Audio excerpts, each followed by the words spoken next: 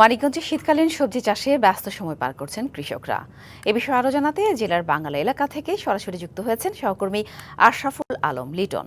লিটন, সবজি ভান্ডার খ্যাত মানিকগঞ্জ জেলা এবার কেমন দেখছেন শীতের সবজির চাষ আর কৃষকদের প্রত্যাশা কেমন জানাবেন? সাথী, আপনি যেমনটি বলছিলেন যে মানিকগঞ্জকে বলা হয় রাজধানীর কিচেন অর্থাৎ রান্নাঘর। মানিকগঞ্জের ৭টি উপজেলার মধ্যে মানিকগঞ্জ সদর, সিংড়াইর এবং সাটুরিয়া উপজেলাতে সবচেয়ে বেশি সবজির আবাদ হয়ে থাকে। তো আমরা কৃষি বিভাগের সাথে কথা বলে যেটি জানতে পেরেছি যে এই বছর শীতকালীন সবজির জন্য লক্ষ্যমাত্রা ধরা হয়েছে ১১,০০০ হেক্টর জমিতে। তো কৃষকরা ইতিমধ্যে বেশ কয়েকদিন ধরেই কিন্তু তারা এই আগাম যে সবজি সেই সবজি চাষে ব্যস্ত সময় কাটাচ্ছে।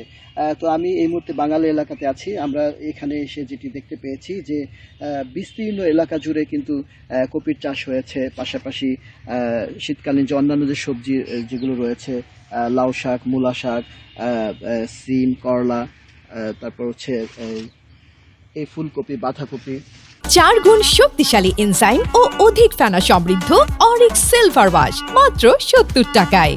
তো এই ধরনের যে সবজি যেগুলো রয়েছে সেগুলো কিন্তু আবাদ তারা শুরু করেছেন। তো আমি আপনার মাধ্যমে দর্শকদেরকে আরেকটু জানাতে চাই যে ইতিমধ্যে মানিকগঞ্জের যে বেগুন, লাউ, বিভিন্ন প্রকার যে শাকসবজি সেগুলো কিন্তু বাজারে উঠতে শুরু করেছে। আর এই ফুলকপি, বাঁধাকপি, এই কপি যেগুলো এখন কৃষকরা ব্যস্ত সময় কাটিয়ে তারা যে ফলনগুলো তারা যেগুলো ফলাচ্ছেন সেগুলো কিন্তু আর 15 থেকে 20 দিনের মধ্যেই কিন্তু বাজারে উঠে যাবে। তো আমরা আরেকটা বিষয়ে কৃষকদের সাথে কথা বলে আমরা যেটি জানতে পেরেছি যে কৃষকরা যেটি জানিয়েছেন যে এই সম্প্রতি যে অতিবৃষ্টি হয়েছে সেই অতিবৃষ্টির কারণে তাদের যে বীজতলার ব্যাপক ক্ষতি হয়েছে, সেই ক্ষতি কাটিয়ে ওঠার জন্য কৃষকরা নিরলসভাবে সকাল থেকে সন্ধ্যা পর্যন্ত তারা খেতে খামারে কাজ করে যাচ্ছেন।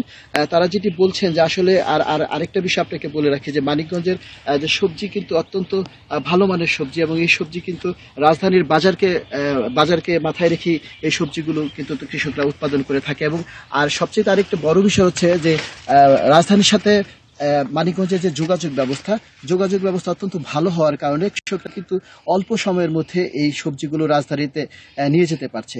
তো কৃষি বিভাগের সাথে কথা বলে আমরা আরেকটি বিষয় জানতে পেরেছি যে এবার প্রায় 10,000 কৃষক এই শীতকালীন সবজি চাষে তারা ব্যস্ত সময় কাটাচ্ছেন। সাথী, এই ছিল আমার কাছে মানিকগঞ্জের সবজি চাষের শেষ খবর। ধন্যবাদ লিটন।